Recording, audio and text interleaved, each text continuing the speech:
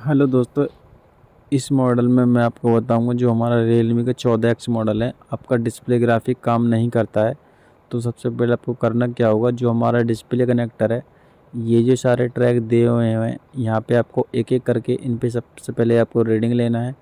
और रीडिंग ना मिलने पर आपको चेक करना है कि कोई भी ट्रैक इनमें से मिसिंग शॉट नहीं होना चाहिए। अगर आपका एक भी ट्रैक मिसिंग शॉट होगा तो आपका जो ग्राफिक सेक्शन है वो काम नहीं करेगा।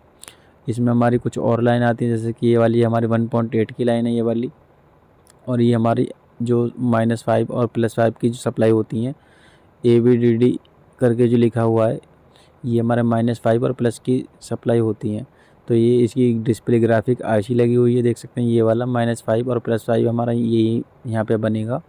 इनकी दोनों लाइनों को आपको चेक करना है। ये हमारी -5 और +5 की सप्लाई है। और इसमें हमारा एक बीपीएच पावर का जो वोल्टेज है वो भी आ रहा है। और 2 लाइन और आई हुई हैं जो सिग्नल की लाइन है, जो हमारा इस आईसी के लिए एक्टिवेट करने के लिए आई हुई हैं। तो कुछ इस तरीक़ा से इसके कनेक्शन है। और ये जो बची हुई हमारी सारी जो मीपी की लिए जो लाइन होती हैं, ये सारे कनेक्शन यहाँ से सीधा आगे निकल कर हमारा सीपीयू से जुड़े हुए हैं, देख सकते हैं ये वाले। इनके बीच में यहाँ पे कोई कंपोनेंट नहीं है, ये डायरेक्ट इसके ट्रैक सीपीयू के अंदर है।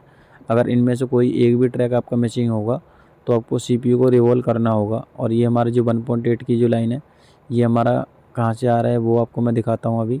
तो ये 1.8 हमारा देख सकते हैं यहाँ से पावर आईसी से आया हुआ है। और बची हुई ये वाली जो लाइन थी, ये वाली, तो ये लाइन जो रीसेट और डिटेक्शन की जो लाइन है ये वाली, तो ये भी हमारा सीपीयू से ही आएंगी।